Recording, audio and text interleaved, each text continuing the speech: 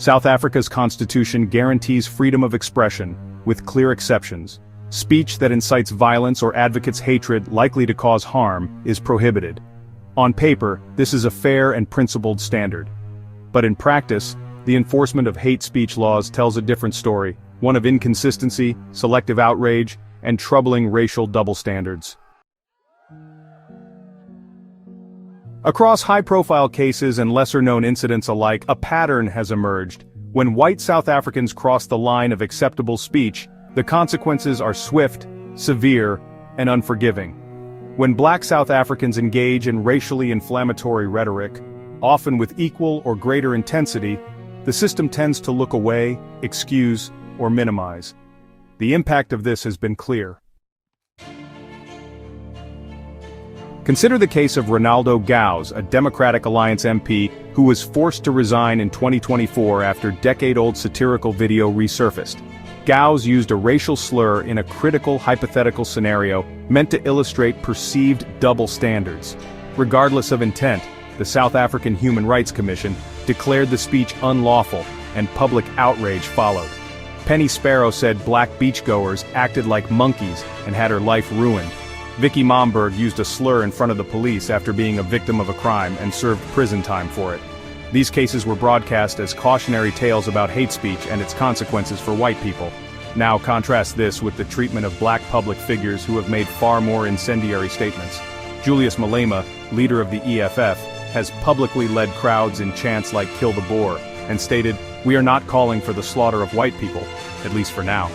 These remarks were not just tolerated, they were celebrated by his supporters and judicially excused as political expression. There are many examples of hate speech black privilege. Andile Mengzitama. In 2018, Mengzitama, leader of Black First Land First, stated at a rally, "We will kill their women, their children, their dogs, their cats." The South African Human Rights Commission and others filed charges for incitement, and his Twitter account was suspended. The case was investigated but did not result in a conviction. Lindsay Masdorp and Zwelake Dubasi. In 2022, these BLF members were ordered by the Equality Court to pay 200,000 rand and apologize for celebrating the deaths of 4 white children on social media, deemed hate speech. Phumlani Mafeka. In 2015, Mafeka, a KwaZulu-Natal businessman, tweeted, "A good Indian is a dead Indian," and claimed Indian South Africans had no right to citizenship. The South African Human Rights Commission investigated but no formal sanctions were reported. If the law is clear, why is its application so uneven?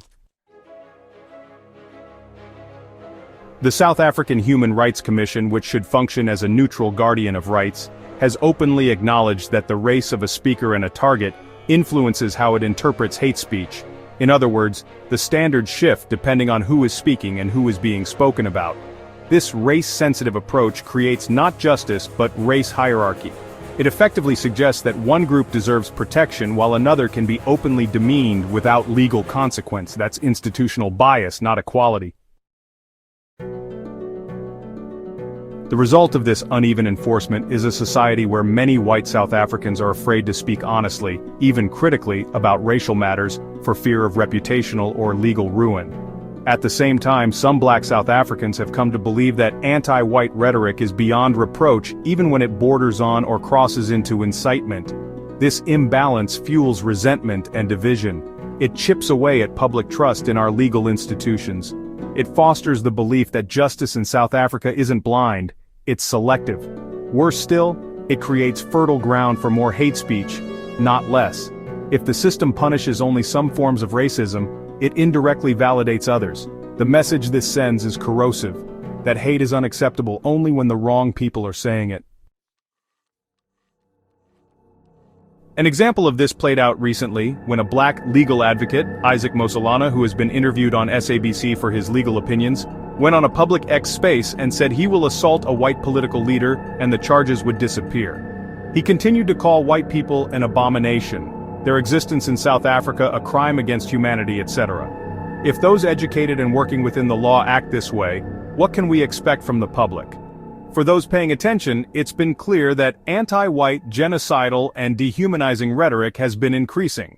Black people now make such utterances proudly and publicly. and the lack of consequences fuels more of the same. South Africa's constitution does not promise racial revenge or weighted justice. It promises equal rights and equal protection under the law. If hate speech is to be confronted, and it should be, it must be confronted across the board. That means accountability for everyone, regardless of racial identity. It means the South African Human Rights Commission and the courts must apply the law impartially and consistently, without hiding behind historical justifications or political convenience. Selective justice is not justice at all, it's a dangerous precedent. South Africa must decide. Will it apply what the Constitution outlines and uphold the principle of free speech and equality for all, or continue down the road of double standards and deepening division? For those that oppose racial discrimination, the time has come to speak up and say, no more.